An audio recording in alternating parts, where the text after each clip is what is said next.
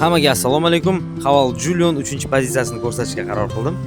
Eshiklarni ochib o'tirgan paytingiz bunaqa chiroyli rollar, dizayni вообще zo'r.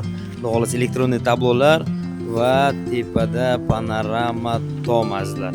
Bemalol ko'rib, orqada o'tirganlar ham dam olib mazza qilib ketadigan mashina xudo xohlasa. Eng ko'p sotilayotgan mashinalardan biri aytgancha. Zavod qilganlarimizni ko'rsangiz bo'ladi. Rollari